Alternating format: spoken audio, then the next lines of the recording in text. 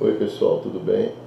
Bem, eu fiz uma enquete ontem sobre a topografia da sala de audiência, nova lei que determina que o juiz e as partes e o advogado devem ficar no mesmo plano do juiz, né?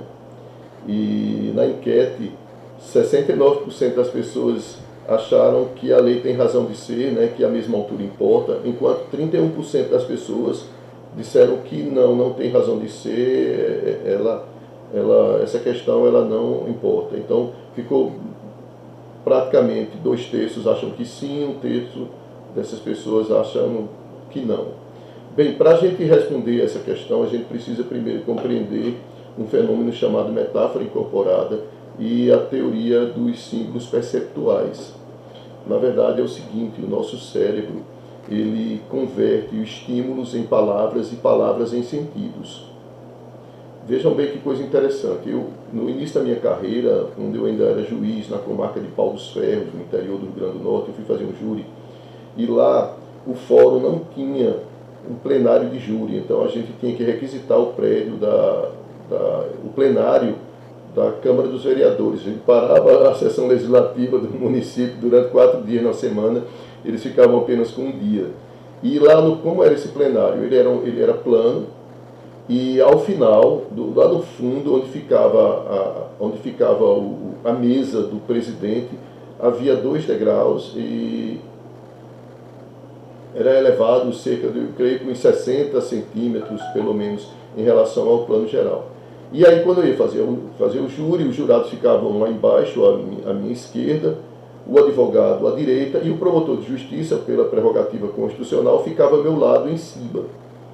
E um dos advogados, muito sagaz na época, intuitivamente, eu acho que ele percebia que poderia haver algum prejuízo e ele reclamou, e o pleito dele era que ele subisse e ficasse ao meu lado também para fazer a participação, realizar a sua participação no plenário. E eu, na época, eu indeferi, falei que a prerrogativa era apenas do Ministério Público e ele ficou lá embaixo a contragosto, e assim foi feito. E hoje eu vejo que essa decisão que eu tomei, ela não tinha, em termos de neurociência, ela não tinha um fundamento, pelo contrário, ela violava uma questão interessante, que é essa questão da metáfora incorporada. Então, o que acontece? O uso de metáforas ela pode mudar a percepção em geral, fazendo com que as pessoas tratem a linguagem figurativa, está acima e está abaixo, como se ela fosse literal. Então, isso vem da teoria dos sistemas de símbolos perceptuais. Então, a metáfora de você estar acima e abaixo também influencia nossas percepções sobre as relações de poder. E isso influi na tomada de decisão, no caso, na nossa tomada de decisão, mas naquele caso específico, na tomada de decisão dos jurados.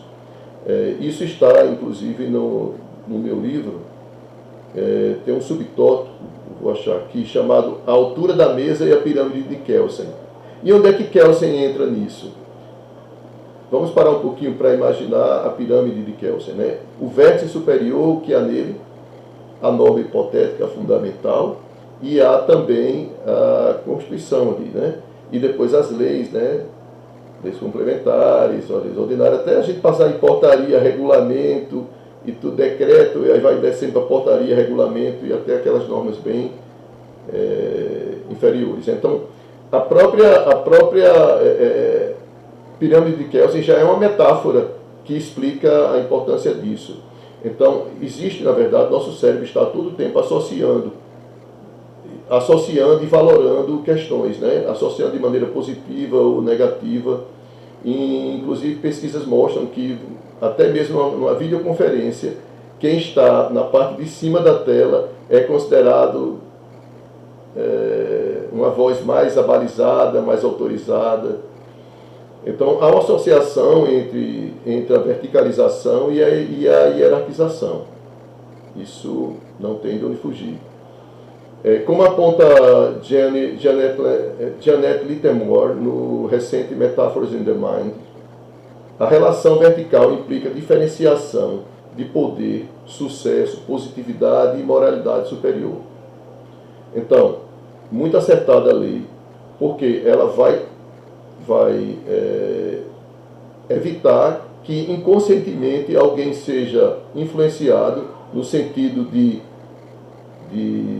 menosprezar a importância dos argumentos, a autoridade das palavras do defensor, do advogado, em relação, por exemplo, ao Ministério Público. E isso também vai influenciar o juiz, porque no momento em que o juiz está com o promotor no mesmo plano e o advogado abaixo, também há inconscientemente a possibilidade dele ser influenciado e, alterando a sua percepção, alterar também o método, alterar também o mérito de sua decisão. Ok? Bem, se tiverem alguma outra questão interessante para trazer, para fazermos uma reflexão sobre a ótica das neurociências, será bastante bem-vinda. Tá? É isso. Um abraço.